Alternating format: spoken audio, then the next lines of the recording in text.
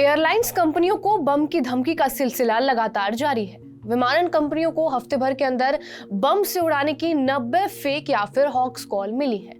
Hawks call के चलते घरेलू से लेकर इंटरनेशनल उड़ानों पर असर पड़ रहा है। डाइवर्जन से लेकर कैंसिलेशन तक करना पड़ रहा है, जिससे एयरलाइंस कंपनियों को करोड़ों रुपए की चपत लगी।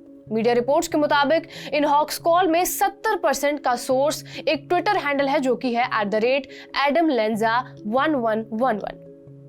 इसी ट्विटर हैंडल के शुक्रवार यानी कि 18 अक्टूबर की रात इंडियन एयरलाइंस कंपनियों को धमकी दी थी और ऐसे 12 कॉल मिले, जबकि शनिवार को यानी कि 19 अक्टूबर को 34 कॉल की गई। इस हैंडल के जरिए air India, Vistara, Indigo, Akasa airlines, alliance, spice jet, star जैसी घरेलू विमानन कंपनियों को धमकी तो मिली ही, इसके अलावा अमेरिकन एयरलाइंस, जेट ब्लू और एयर न्यूजीलैंड जैसी इंटरनेशनल कंपनियों को भी हॉक्स कॉल की गई है। इंडियन एक्सप्रेस की एक रिपोर्ट के मुताबिक स्टार एयर तो कुल 4 हॉक्स कॉल रिसीव कर चुकी है, तो दूसरी कंपनियों को 5-5 कॉल आई है। ट्विटर पर धमकी वाले सारे मैसेज की लैंग्वेज लगभग एक जैसी है, जिसमें लिखा होता है, आपके पास जहाज के अंदर बम रख दिए गए हैं, कोई जिंदा नहीं बचेगा, जल्दी से प्लेन खाली करवा लो। जिस ट्विटर अकाउंट के जरिए एयरलाइंस को धमकी दी जा रही थी, वो शनिवार दोपहर तक एक्टिव था, लेकिन बाद में ट्विटर ने इसको सस्पेंड कर दिया है। लेकिन कौन है एडम लेंजा, जिनके नाम पर यह अकाउंट चल रहा है?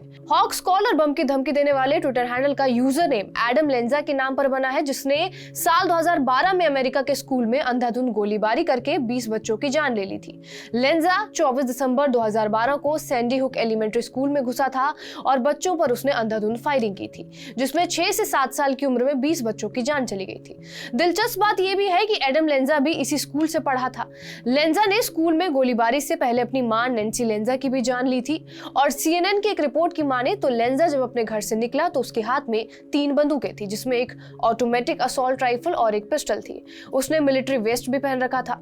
बच्चों की जान लेने के बाद उसने अपनी भी जान ले ली। लेंजा ने इस तरीके से बच्चों पर अंधाधुंध गोली क्यों चलाई, ये कभी पता नहीं चल पाया।